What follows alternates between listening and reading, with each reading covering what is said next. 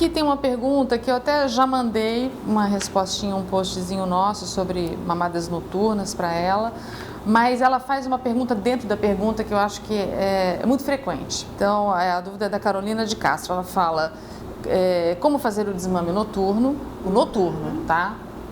Qual a idade ideal e como saber se o bebê não chora de fome ou de sede? Nesse caso, a partir dos 6 meses, podemos dar água na madrugada? E se o desmame noturno pode prejudicar o ganho de peso? Eu vou fazer um link aqui, né? A pediatria tem uma coisa muito legal, que a pediatria é dividida entre a pediatria curativa e a evolutiva, preventiva, que é a chamada puericultura, que infelizmente está meio morrendo, a gente não tem muito tempo e tal. Então, assim, a curativa eu vou cuidar de doenças, tratar, dar remédios. Mas o dia a dia, a ida do pediatra todo mês, seria para pesar, medir, falar de vacina e falar dessas coisas. Isso faz parte dos velhos pediatras, os livros de pediatria têm capítulos e capítulos sobre isso.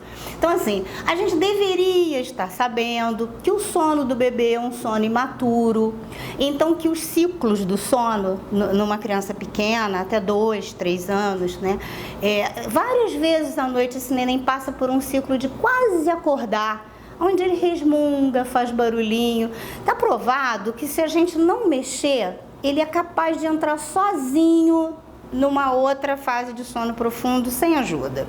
Como isso é pouco difundido, pouco divulgado, às vezes alguns livros de orientação a mães e tal até falam nisso, mas passa meio batido, né? A gente tá ali, tá ansioso no primeiro filho, então você vai lá e atende ele no primeiro, ele tá com frio, ele tá com fome, e aí esse bebê muito rapidamente perde essa capacidade de entrar de novo no ciclo sem aquela ajuda proposta. Normalmente quem amamenta, essa ajuda proposta é amamentar.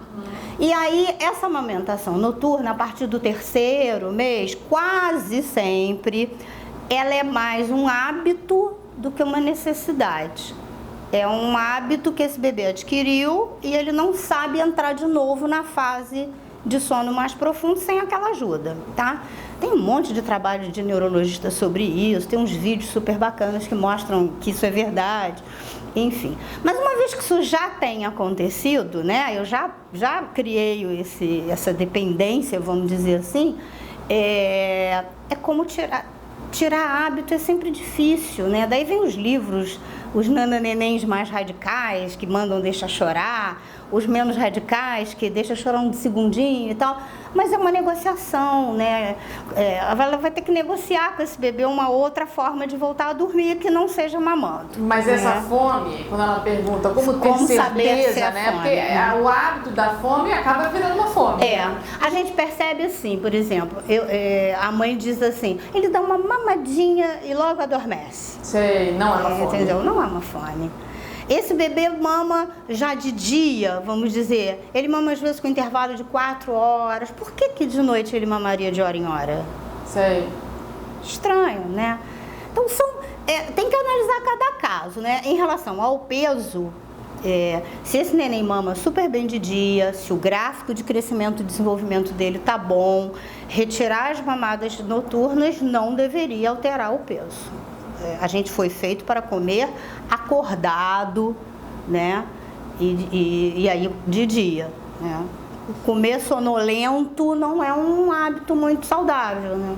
E essa saída que ela apresentou aqui de dar um pouquinho de água depois de 6 meses de bebê? Depois de 6 meses. Tapar o sol com a peneira um pouco? Não. Ela pode estar trocando 6 por meia dúzia, né? Porque aí depois, cada vez que ele acordar, ele só volta a dormir se ela der água.